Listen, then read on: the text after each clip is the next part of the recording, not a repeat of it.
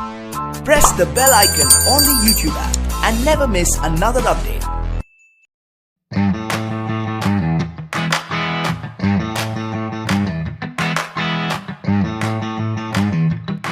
नमस्कार दोस्तों, स्वागत है आपका मेरे YouTube channel the excellent academy में। आज हम लोग ग्रामीण परिवेश के बारे में बात करेंगे। जैसा कि हम लोग जानते हैं कि लेखपाल के 5200 वैकेंसीज़ का ऐलान हो चुका है। लॉकडाउन के समाप्त होते ही ये भर्ती आ जाएगी और उसके 2-3 महीने के बाद इसका एग्ज़ाम जो भी करा लिया जाएगा। अगर हम लेखपाल के सिलेबस की बात करें तो मैथमेटिक्स, रीजनिंग, हिंदी और जनरल नॉलेज के साथ साथ ग्रामीण परिवेश के बारे में भी यहाँ पे प्रश्न बनते हैं। तो ग्रामीण परिवेश एक बहुत ही महत्वपूर्ण इम्पॉर्टेंट टॉपिक है जो कि लेखपाल की परीक्षा में पूछा जाता है। पूछे जाने का कारण है कि लेखपाल का जो मुख्य कार्य होता है वो ग्रामीण परिवेश का ही कार्य होता है और उसमें भी भूमि पैमाइश का जो टॉपिक है हम ग्रामीण परिवेश के अंतर्गत बात करेंगे। तो भूमि के पैमाइश की अच्छी जानकारी लेखपाल को होनी चाहिए, तो इस वजह से यहाँ से प्रश्न बनते हैं। तो आइए अब हम बात करेंगे भूमि पैमाइश के बारे में।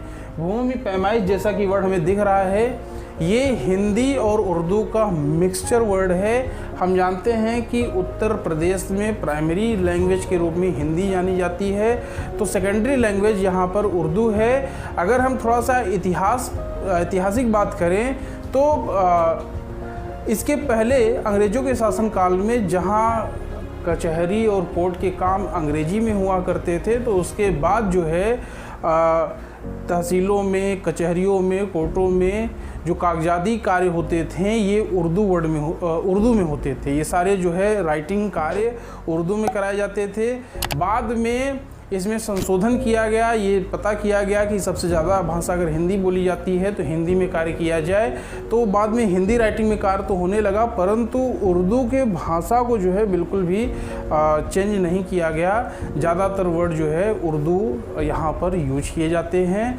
तो भूमि पैमाइश उसी का एक हिस्सा है। वैसे भी हम लोग उत्तर प्रदेश में ज़्यादातर रहने वाले जो लोग हैं वो उर्दू भाषा को बोलते हैं। उर्दू हिंदी एकदम मिक्सचर वर्ड है, इसमें ज़्यादा अंतर नहीं होता है, इस वजह से पहचान में भी आना जो है मुश्किल होता है। तो आइए हम शुरू करते हैं भूमि पैमाइश के बारे में। यदि हम भूमि पैमाइश की बात करें तो भूमि पैमाइश को सबसे पहले मापन संबंधी कार्य इसमें होता है, अर्थात मापने का कार्य होता है। तो मापने के लिए जो सबसे पहले हमें ज़रूरत होती है, जिस चीज़ की ज़रूरत होती है वो मात्रक होता है। तो सबसे पहले हम मात्रकों के बारे में चर्चा करेंगे।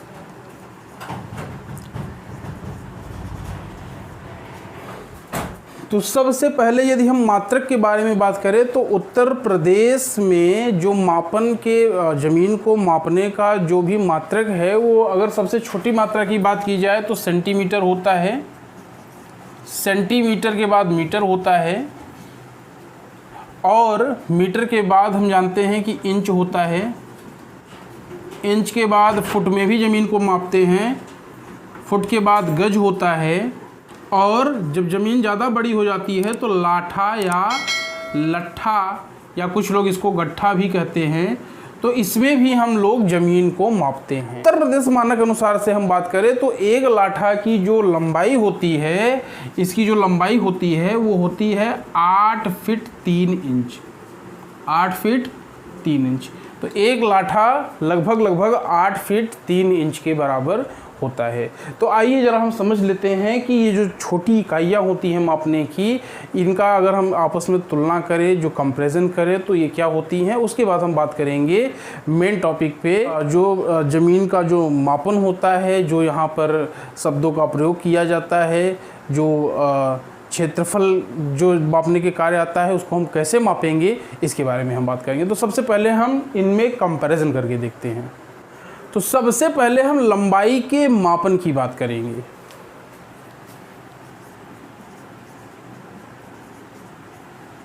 लंबाई का मापन, देखिए यहाँ पर एक चीज़ समझनी ये ज़रूरी है कि जब हम कभी ज़मीन को खरीदते हैं तो उस ज़मीन को या फिर मापने का प्रयास करते हैं तो उसको लंबाई में मापते हैं। लेकिन ज़मीन जो हम खरीदते हैं उसका कुछ ना कुछ क्षेत्रफल होता है, तो क्षेत्रफल का जो तरीका होता है मापने का, क्षेत्रफल बराबर होता है हमेशा लंबाई गुणे चौड़ाई। वो बात अलग है कि आप ज़मीन जो है वर्गाकार खरीदते हैं कि आयताकार खरीदते हैं कि त्रिभुजाकार खरीदते हैं, अर्थात भुजाओं को जो है लंबाई और चौड़ाई का जब आपस में गुणा करते हैं तो उसके बाद ही हम पूरा क्षेत्रफल निकालते हैं। इसके बारे में हम बाद में बात करेंगे। पहले हम लंबाई के मापन के बारे में बात करेंगे कि लंबाई को हम किस किस तरीके से मापते हैं। अगर हम बात करें 1 गज की, तो 1 गज बराबर होता है 3 फीट। और 1 फीट की अगर बात करें, कुछ लोग इसको फुट भी कहते हैं, तो 1 फुट बराबर होता है 12 इंच। तो 1 फुट बराबर 12 इंच होता है और 1 इंच बराबर होता है 2.54 सेंटीमीटर। मतलब 1 इंच की जो लंबाई होती है वो 2.54 सेंटीमीटर के बराबर होती है। ज़रा ध्यान से देखते चलिए क्योंकि इसका प्रयोग हमें बाद में भी देखने को मिलेगा। तो ऊपर अभी हमने देखा कि 1 गज में होता है 3 फीट। 3 फीट यदि हम इसको इंच में कन्वर्ट करेंगे तो 1 फीट में 12 इंच होता है, तो 3 फीट गुणे 12 इंच बराबर कितना हो जाएगा? 36 इंच हो जाएगा। इसी चीज़ को अगर हम सेंटीमीटर में मापना चाहेंगे तो 36 गुणे 2.54 अर्थात 91.4 सेंटीमीटर।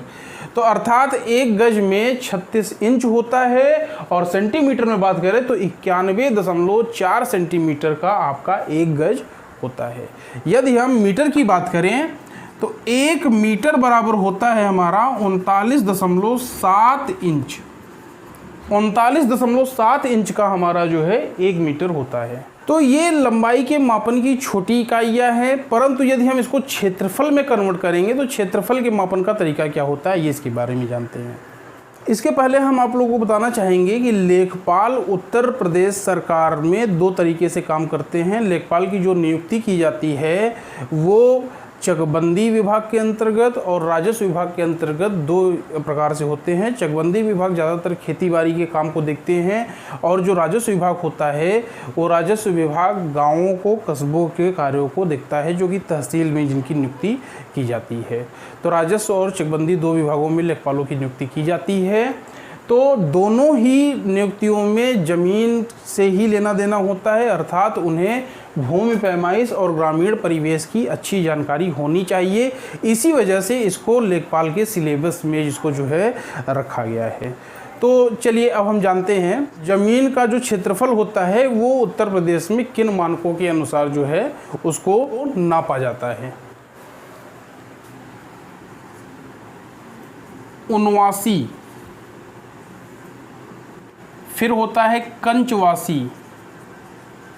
ये सब नापने की इकाइयां हैं क्षेत्रफल की। फिर होता है बिस्वांसी। इसके बाद आपका होता है बिस्वा। बिस्वा को कुछ जगह पे बिस्सा भी कहा जाता है, तो ये दोनों अलग चीज़ नहीं है, बिस्वा और बिस्सा एक ही चीज़ है। उसके बाद आता है डिसमल और उसके बाद आता है बीघा। तो डिटेल में हम बात करेंगे, पहले हम इनके बारे में जान लेते हैं। अगर हम 1 की बात करें तो 1 बराबर होता है 24.5 वर्ग गज। 24.5 वर्ग गज का हमारा 1 होता है। और यदि हम 1 कंचवासी की बात करें तो कंचवासी 79 से बड़ा होता है और ये 20 का एरिया जब हम मिला देते हैं तो ये 1 कंचवासी के बराबर होता है। और 1 बिस्वांसी की अगर हम बात करें तो ये जो है 20 कंचवासी के बराबर होता है। मतलब 20 पंचवासी के एरिया को मिला करके 1 बिस्वांसी बनता है। और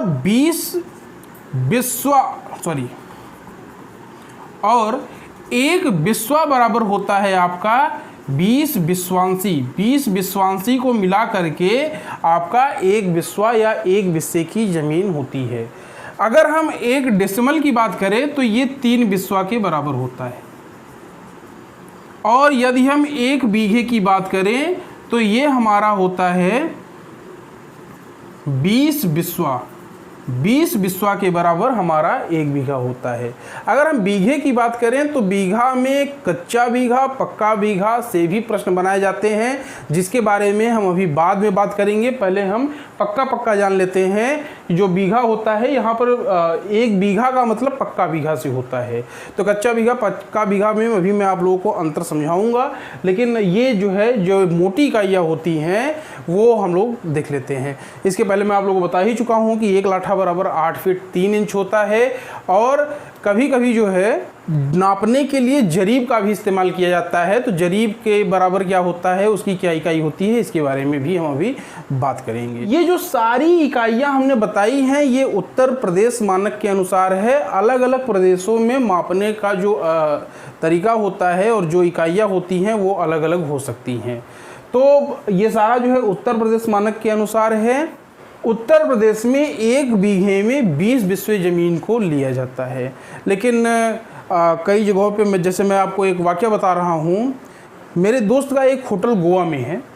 तो उस दोस्त से मैंने पूछा कि बताइए आप जो है वहाँ पे आपकी जो होटल है वो लगभग कितने ज़मीन में होगी।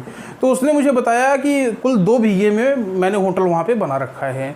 तो मुझे जानकर बड़ा ताज्जुब हुआ कि यार गोवा जैसा महंगा स्टेट और वहाँ उस सिटी में आपने जो है 2 बीघे ज़मीन में होटल बनाया है, इसका मतलब कि आपने अच्छा एम्पायर खड़ा कर रखा है वहाँ पे। तो मैंने बताया उससे मैंने बात किया कि लगभग 40 बिस्से में आपका होटल वहाँ पर है, तो काफ़ी बड़ा एरिया है, तब तो आपने बड़ा आलीशान जो है उसको बनाया होगा। तो उसने कहा नहीं ऐसा नहीं है, हमारे यहाँ जो है 1 बीघे में सिर्फ 2 बिस्वा ही होता है। तो सोचिए उत्तर प्रदेश में 1 बीघे में 20 बिस्वा होता है और गोवा में 1 बीघे में सिर्फ 2 बिस्वा होता है। तो कितना अंतर है आप खुद समझ सकते हैं। मतलब 4 बिस्से में उसने पूरा होटल अगर बनाया हुआ था तो मतलब 2 बीघा उसके लिए वो कह रहा था। तो ये तो बात उसी तरीके से हो गई कि एक जोक हम लोगों ने सुना हुआ था कि एक स्टूडेंट से पूछा जाता है कि बेटा तुम कहाँ पैदा हुए थे। तो उसने कहा कि तिरुवनंतपुरम। तो उस इंग्लिश के टीचर ने कहा कि तिरुवनंतपुरम की स्पेलिंग तुम बताओ। तो उसने कहा नहीं सॉरी सर, मैं गोवा में पैदा हुआ था, उसकी स्पेलिंग होती है GOA। तो सेम उसी प्रकार से जो है उत्तर प्रदेश की अगर हम बात करें तो 1 बीघे में 20 बिस्वा ज़मीन होती है। और अन्य कहीं 18 बिस्से का 1 बीघा मान लिया जाता है, कहीं 16 बिस्से का मान लिया जाता है। जैसा कि वो दोस्त मुझे बता रहा था कि 2 बिस्से के बराबर ही 1 बीघा है गोवा में। तो हर प्रदेश में अलग अलग इकाइयाँ मापने की होती हैं। तो ये जो मैं इकाई बता रहा हूँ, चूँकि उत्तर प्रदेश लेखपाल के बारे में बात कर रहे हैं, तो सारी इकाइयाँ उत्तर प्रदेश मानक के अनुसार ही लिया गया है। अब इसके नेक्स्ट वीडियो में हम कच्चा बीघा, पक्का बीघा, एकड़, हेक्टेयर, एयर, इन सभी के बारे में बात करेंगे। ये मापने की बड़ी इकाइयाँ होती हैं। हम जरीब के बारे में बात करेंगे, हम लाठा के बारे में बात करेंगे, इनका प्रयोग कैसे किया जाता है, लेखपाल का किस तरीके से खेतों को मापते हैं, इनके मापने का जो इकाइयाँ होती हैं, जो तरीके होते हैं वो क्या होते हैं, उनके स्टैंडर्ड क्या होते हैं, इन सभी के बारे में हम वीडियो में बात करेंगे। ये इंट्रोडक्टरी वीडियो था, एक प्रकार से समझने के लिए यहाँ मात्रकों को समझना जो है बहुत ज़रूरी है। तो आशा करता हूँ कि आप लोगों को ये टॉपिक समझ में आया होगा। लाइक शेयर कमेंट ज़रूर करें और बताएं कि आपको ये वीडियो कैसा लगा। तो अब पार्ट 2 में हम इसके आगे के बारे में बात करेंगे। बहुत बहुत धन्यवाद।